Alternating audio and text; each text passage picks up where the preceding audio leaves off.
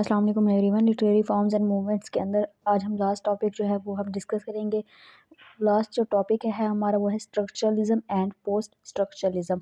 आज हम सबसे पहले स्ट्रक्चरलिज्म के बारे में देखेंगे। ये बेसिकली है क्या, ये थेरी है। ये थेरी बेसिकली फेमस हुई थी 20th सेंचुरी के अंदर। ठीक है, structuralism Ferdinand de Saussure theory. अब ये जो थेरी है किसने दी थी स्ट्रक्चरलिज्म की? फर्डिनेंड डी सॉसर ने। वो कौन था? स्विस लिंग्विस्ट था। He is the father of modern linguistic. He gave the idea of structuralism. इसने क्या किया था? आइडिया दिया था किसका? स्ट्रक्चरलिज्म का। Structuralism language is a sympathetic language is the set of words, phrases, classes and sentences. According to him language क्या है? बेसिकली सेट ऑफ वर्ड्स है, फ्रेजेस है, क्लास या sentence. All linguistic unique American structuralism study diachrony and European structuralism study synchronic। ठीक है, अब हम ये जो है अमेरिकन जो है वो क्या करते हैं? डायक्रोनिक स्टडी करते हैं और यूरोपियन सिंक्रोनिक। ठीक है, अब हम इन दोनों को क्या करेंगे? फर्दर डिस्कस करेंगे। नेक्स्ट हम देखेंगे central distinction between language and parole language. ठीक है, language help parole to occur. It is underlying system. It is the abstract idea that present in our mind. अब पैरोल के बारे में बता रहे हैं। ये क्या है? एक एब्स्ट्रैक्ट आइडिया है जो कि कहाँ पे प्रेजेंट होता है? हमारे माइंड के अंदर। It help us to move toward parole. It is parole it is act of speaking of linguistic system. अब ये क्या है? एक्ट है किसका? स्पीकिंग सिस्टम का। In order to understand the social structural system we have to first understand the key ideas distinction between such as sign, signifier and referent, synchronic, diachronic, syntagmatic and paradigmatic. अगर हम इस theory को understand करना चाहते हैं तो इन चीज़ों को हमें सबसे पहले क्या करना होगा? समझना होगा, जिनके अंदर क्या है? साइन है, signifier, referent, synchronic, diachronic, syntagmatic and पैराडिग्मेटिक।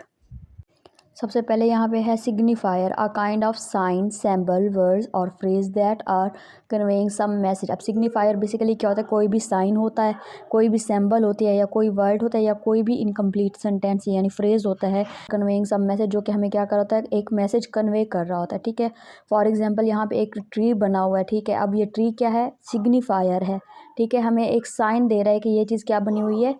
Tree बनी हुई है। ठीक है, अब नेक्स्ट है signified. It is the concept of meaning that is understood through the signifier. कि अब यहाँ पे अगर ट्री बना हुआ है, हमें समझ आ गया कि हाँ ये ट्री बना हुआ है।